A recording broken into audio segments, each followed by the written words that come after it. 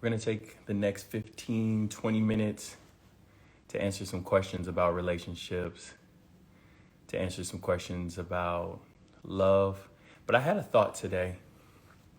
I appreciate that. Thank you. I had a thought. A lot of us look at our time being single, or your single time. You don't really enjoy it. A lot of times people are eager to meet somebody or eager to start dating again. But being single, that time of being single, is your greatest opportunity to build your relationship.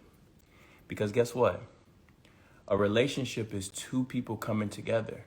So before you even connect with anybody, you have this opportunity to build yourself. And that time of being single is your time to connect with the highest vibration of self-love.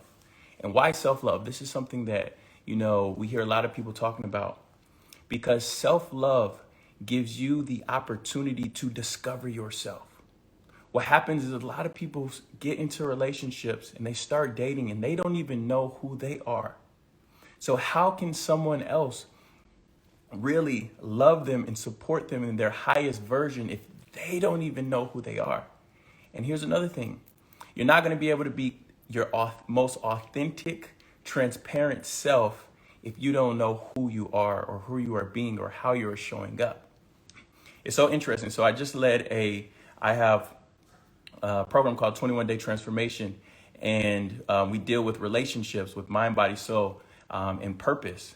So I do this exercise, and one of the exercises is, I have the people in the group write down what are their values and what are their non-negotiables when it comes to relationship. And I love this exercise because, everyone comes back and then I have everyone split and then they share and they talk about their values in relationship. They talk about their non-negotiables. And as they're sharing, they're getting excited because for a lot of them, this is the first time that they really took the time to understand what their values are and what's important to them. So, after this exercise, after they share, I ask each and every one and I say, how many of you all discovered new values or what is important, things that are important to you for the first time as you're doing this exercise? And almost unanimously, everyone raises their hand. And then this is the kicker. For a lot of people, they don't know their values. They don't know their non-negotiables. But guess what? They're getting in relationships, not knowing what's important to them, not knowing exactly how they want to be treated, how they want to feel in relationship. And they're expecting the other person to be able to show up and treat them in a way that makes them really feel good or makes them feel valued. But how can that person do that if you don't even know what's important to you? So again, that time of being single, that time of being alone is important because it gives you the opportunity to discover who you are. Because if you don't know who you are, you can't be your authentic self in relationship.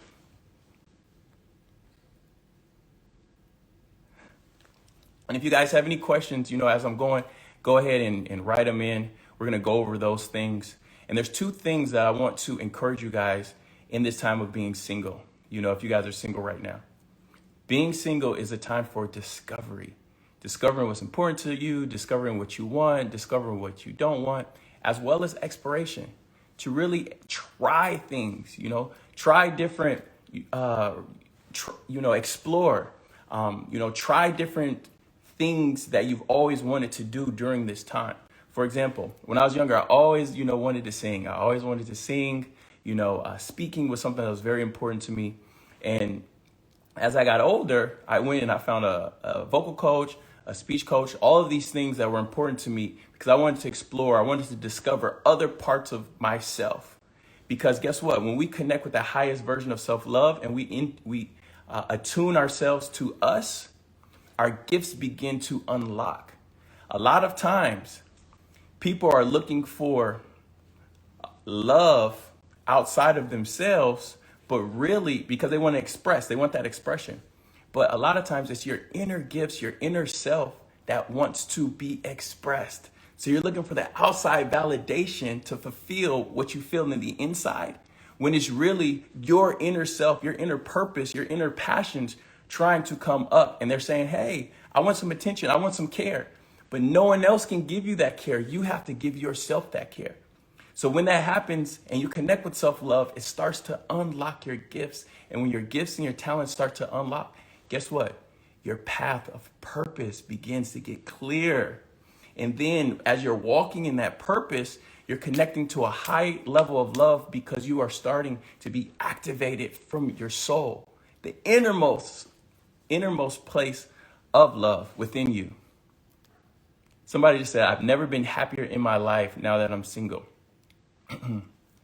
And I want to leave you guys with this. This is something that I teach that's very, very important.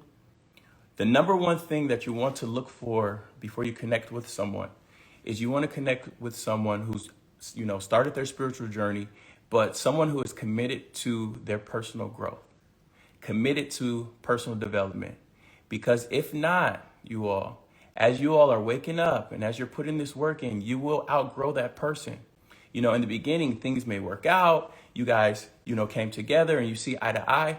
But if you keep growing and they don't, eventually you're going to outgrow them. And then the connection that you had is not going to be the same because everything about you changes. And then what happens is, as you grow, you're starting to look at the other person, differently. And they are the same person that you fell in love with, but you have evolved. So the most important thing to look for is someone who is, connected with themselves on their own, healing, development journey, but committed to being the best version of themselves. Because here's another thing. No matter how, deeply connected you are with self-love and you know all your values and you express it and you guys have intentions for the relationship and you both understand what you're building and where you're going, there's going to be times of, conflict because you are actually learning that person and they're learning you. So there's going to be times where you don't see eye to eye. But someone who is committed to growth, they understand that they don't know everything. That's why they're working on themselves. That's why they're growing. So they're more prone to, be able to have that high level of conflict resolution and see things from the other side because they already have the mindset and the mentality that they don't know everything and that they're on a journey to learn and to grow. All right. I want to ask a couple questions. Oh, and this is one more thing that I want to say before we get into questions. During your time being single, this is super important. This is for men and women. During your time being alone and single, use it as an opportunity to develop your gifts. We talked about that. But to really develop your relationship with your intuition. Again, I'm going to say, use this time to develop your relationship with your intuition. Because what happens is, for a lot of us, we've all been through some type of, broken relationship. And we get out of that relationship, we go into another relationship. But what happens is we start to see and identify some red flags sometimes, and we still talk to a person anyways. Our intuition is saying, hey, this isn't somebody for us. We end up talking to them, it goes south, and then we, beat ourselves up because we knew it all along. We felt something before we even got into the relationship. But what happens is we're starting to go over and create a pattern of not listening to our intuition, not listening to our inner self. So during this time of being single, develop that relationship, heal your relationship with yourself, but also your intuition, because your intuition is designed to help guide you. I like to look at my intuition as, that inner connection with divinity, so that, yes, we may not consciously always know, the best decision, but we can sit and tap into ourselves and be divinely guided, and we're going to feel. So what our intuition does is it allows us to be able to hear beyond the words. When you're talking to somebody or you start dating and they're telling you everything good, but something just doesn't feel right, you're going to be able to hear beyond the words, and you're going to be able to feel beyond what they're trying to express, actually feel their heart. So that's super important, because we don't have to keep cycling in and out of bad relationships. A lot of times we're doing it because we're overriding our intuition, not listening to that still small voice within us. So use this time to develop that voice, to develop that relationship with your intuition, so that you can be alerted and attuned to know what's happening, even when you meet somebody and they aren't what they are saying that they are, or who they say they are. All right, let's answer a couple of questions. Someone just said this, and this is powerful. I failed so many times not listening to my intuition and ran into some ratchets. And this, it happens every time. There's going to be a moment where you're dating, you're talking, and something doesn't feel right. There's a moment they say something, and you have that split second, you're like, man, something is off. I don't know. But what most people do is they say, you know what? I'm just going to give it a try. I'm just going to see. But what you're doing is you're overriding that consciousness, that stream of consciousness from divinity, from God saying, hey, don't go down this path. And you're doing it anyways. And what happens is, if we keep doing that, we begin to devalue how we view ourselves and our time, and keep allowing ourselves to experiment or waste time in situations that aren't good for us and that we know intuitively aren't good for us.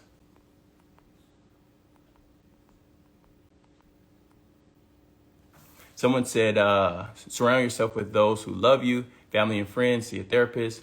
It truly helped me get through processing and build back up my self-esteem. And I recommend that as well. We all should be doing inner work.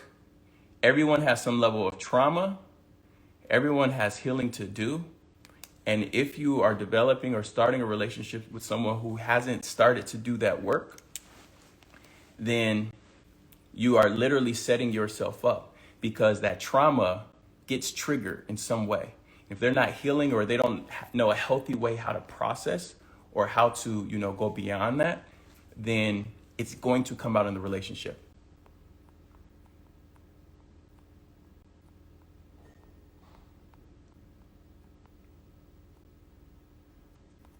Do you guys have any specific questions? And I want to talk to you guys, the difference. I was on the phone today, actually it was yesterday, and I was talking about the difference between a coach and a therapist.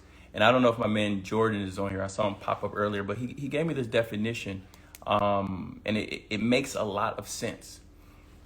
The difference is, a therapist, traditionally teaches you how to, cope in healthy ways, or manage in healthy ways the different traumas and the things that you've gone through, how to be able to deal with those things, how to acknowledge them, and to still be able to go throughout life.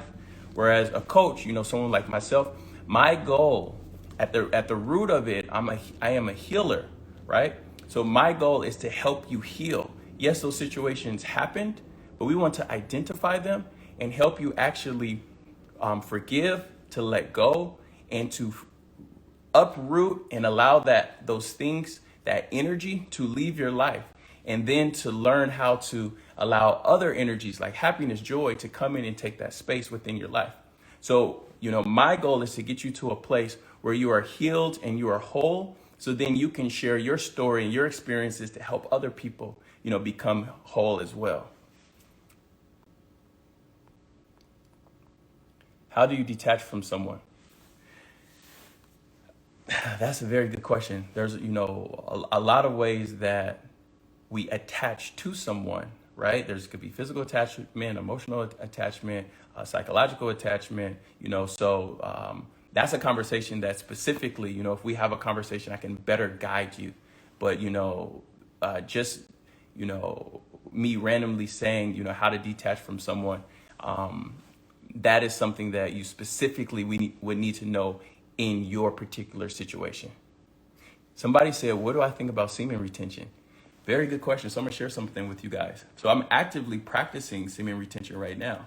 And, I'm in a relationship, and, I had this conversation, with my partner, and she's all for it. But for a man, our semen, our life force energy is connected, with the semen.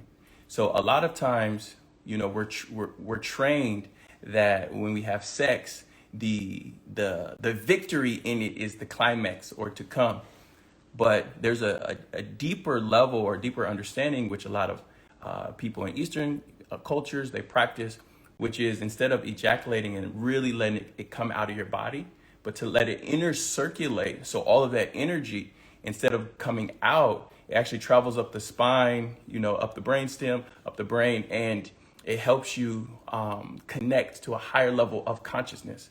Because at the end of the day, remember, the sperm for a man is energy that connects with the egg. Basically, is like a spark to create life. That's what it's designed for. So other cultures, with that in mind, they practice keeping it inside the body, and then that energy, that spark, helps us rise in a higher level of consciousness. Yep. And on the same level, women, and this is a whole nother conversation. We're talking about, spiritual sex or really using sex for manifestation. But we can become very intentional, with sex and practice it in a way that's beyond just the physical, where we actually have spiritual experiences where, the Buddhists call it like bliss, where we experience bliss. It's beyond the orgasm. It's beyond that moment where it feels good. You're able to extend that out and then direct that energy into things. Yeah, someone says Kundalini. So, I do practice those things. What other questions do you guys have?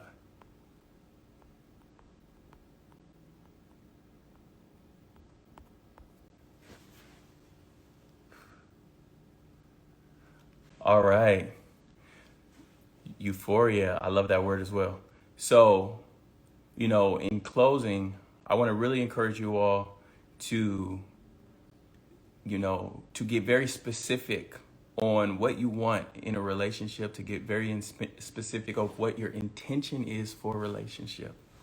What is your intention? Do you want to just be with somebody because you don't want to be alone? Like, what is your intention? Where do you want to go? What do you want to create?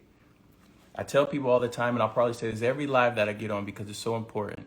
Relationship is one of the greatest tools that we have to help us develop as an individual, as a spiritual being. Because when we're in an aligned relationship, it serves as a mirror to help us be able to see ourselves differently, to show us some of those shadow areas, some of those sides of us where we have room to grow, as well as it's a vehicle of safety for us to heal, where both of you all have the opportunity to become a healer for each other.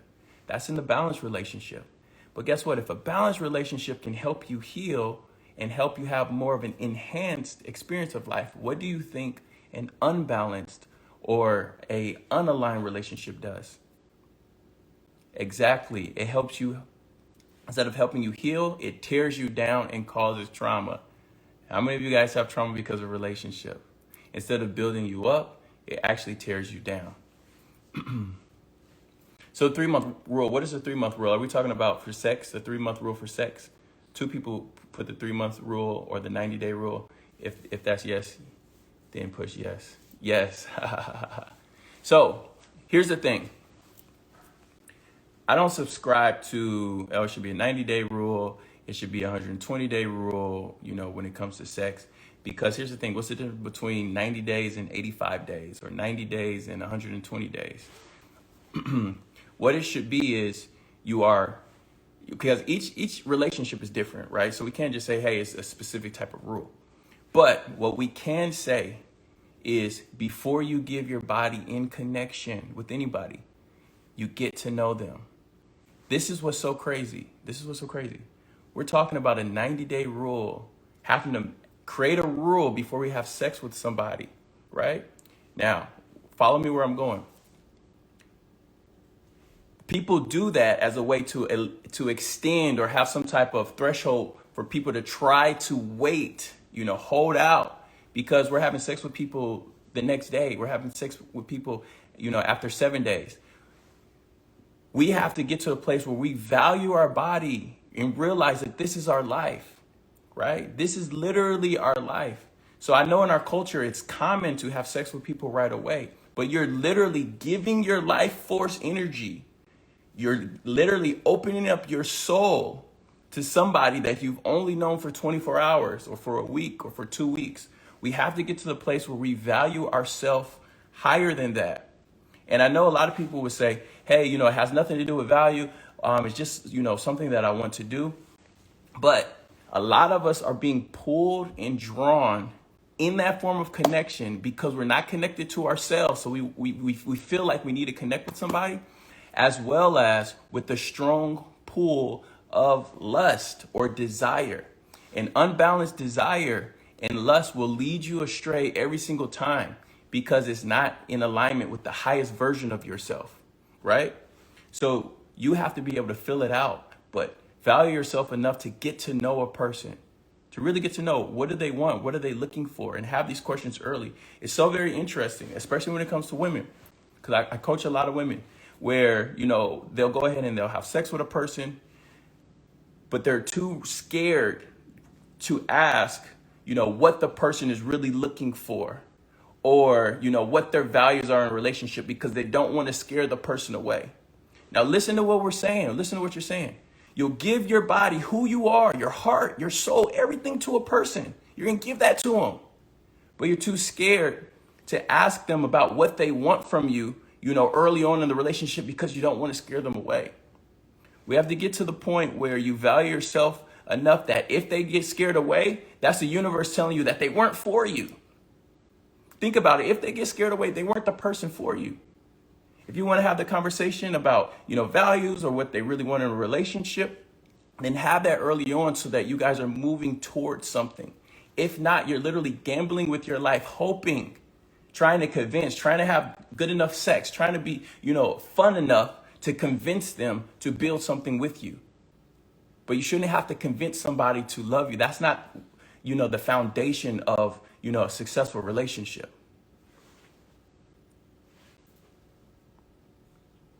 Let's go. I have a couple of questions. You all, I'm trying not to preach. So my flow when I do these lives, I come with, one or two points and then leave it open, for you all to ask questions. But I definitely want to invite you all in. I have a 21-day transformation where we go deep dive into a lot of these topics and these points. The next one starts January 11th. If you're interested in working together, DM me. But when it comes back to valuing ourselves, this is the last thing that I'm going to say. You have to set the standard. You have to set the standard, the frequency, the vibration of how you should be loved, how you want to be loved before you get into a relationship. And how do you do that? You do that by doing it to yourself, by loving yourself. For example, say you have self-care time and you have a specific day and a specific time where you're going to spend time with yourself. You put it on your calendar. Honor that appointment. That's a date. That's a date that you set with yourself. Honor that date.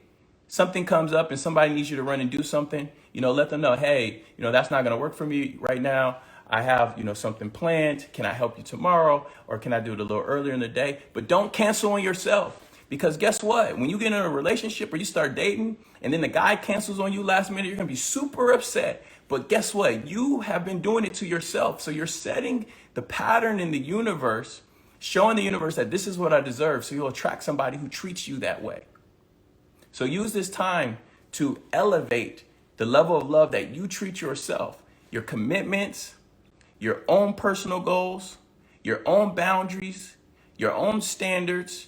You love yourself at a high level where people who come in your life, they look at you and they just know like, hey, she's the type of person or he's the type of guy who, has a standard. I'm not even going to talk to them because I'm not serious. I know that I don't want to waste their time.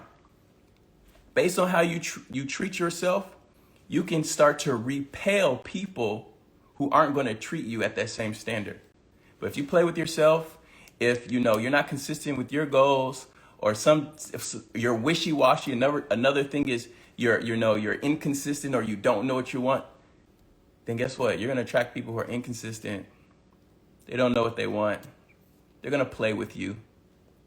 So utilize this time, again, being single, to set the frequency and the pattern in the universe for how you deserve to be loved, because that's how you love yourself. How you want people to show up for you because you show up for yourself. That is the pattern. That's how it works. We get what we give out.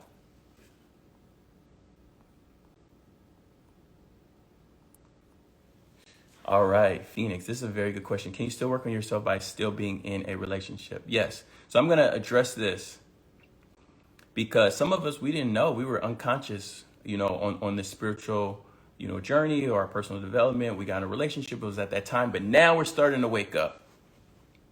So how do we do that? I'm waking up, I'm working on myself, but my partner isn't working on themselves, and, they're not developing. So it's starting to be even more friction because they don't want to work on themselves, or I want to go to therapy, or I want to get a coach and they don't. Number one, you have to do what is best for your soul. So you start the work. I meet a lot of people who are like, hey, I want to get in therapy, but he doesn't want to go.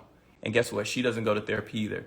Hey, I've said, hey, let's get a coach, but listen, no. You go to therapy, you start doing your thing. Don't let them hold you back. So you start, reading the books, get a coach, therapy, everything that you have to do to continually develop. Because one of two things is going to happen. And I've seen both of them happen. A lot of times when you take action and you make the move, the other person is going to watch. They won't budge at first, but they're going to see you start showing up a little different. Wow, she doesn't get as triggered. Wow, she doesn't get upset. She's changing. And they'll come and they'll ask you some questions. And they'll say, okay, cool, I'll try it. I'll go to therapy with you one time. I've seen a lot of, women or guys change and be committed to the growth, and then their partner gets inspired to at least try. And their partner then gets triggered or activated to start changing their life. That's one half. And the other side is you're doing what you're doing. The other person is completely against it. They don't want to grow. They're basically saying, hey, listen, I know that you're growing and that you are rising, but I am how I am. You're going to accept me how I am or not. So at that point, you have a choice, if this relationship is still in your best interest or not. But the first thing that you do is you do the work that you have to do to grow, and you don't allow them to hinder you.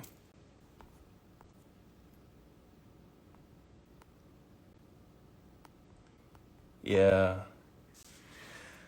All right. So I've never talked about this publicly. What are my thoughts on masturbation? Very interesting. I think the first thing when it comes to masturbation is if you have any guilt.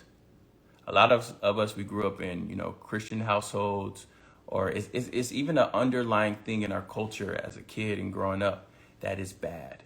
So I know so many people who start, and they masturbate and they have this subconscious, like, this is bad. I shouldn't be doing this. So every time they do it, it's this thing of I'm doing something wrong, right? So the first thing is you shouldn't have any fear in masturbation if that's what you want to do, because it's a way of self-expression. And it's a harmless way of self-expression. If you're masturbating, this is time and things that you're doing with yourself. And I think that it's a healthy way to explore. Now, it can get out of hand and it can be an addiction just like anything else, right? So you have to know that why you're doing it, because I know a lot of people who masturbate, something goes wrong, they masturbate, they having a tough day, they're masturbating, and it becomes this thing where it's like an addiction, right? And that is not healthy. It would be the same thing if something goes wrong, I just have a drink, I'm having a bad day, I just get a drink. Anything can become an addiction. So even things that could be good can end up being bad. But when it comes to that, it's a way of discovery, it's a way of exploration, just to do it in a healthy way. And it's so interesting. I've never talked about it publicly. So it's like, I don't even really want to go all the way in yet, but I will, eventually go deeper, because there's some really deep things within that. So thank you so much for answering that question. You helped me step out of my comfort zone. Yep, it's a part of self-care. There's a balance to everything. Here's another thing that's just interesting, ladies.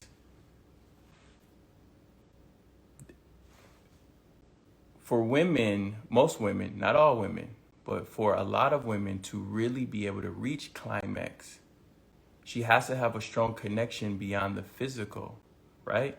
But what it really is a place to feel safe, to fully express and to let go. So that's another thing that I really want to encourage you in is within the context of a relationship to spend the time to really, have a conversation with the person that you're talking to, really find out, what they want if they're trying to build. Because a lot of times on a sexual level, you don't have the highest level of, climax or experience when there's a lot of, uncertainty, or you don't really feel safe and you don't have that deeper connection. Awesome. Well, you all, that is our time. Again, DM me, transformation. If you want to work together, DM me the word transform or transformation. I would love to help you be able to heal, to be able to let go, to help you connect to a higher level of self-love, to help you get clear on the type of relationship that you want. But before we can even do that, we have to get rid of all that hurt, all that pain, all the baggage from the old relationships, help you get back in tune with yourself. So then, boom, you can get clear on the type of relationship that is for you. Till next time, God bless.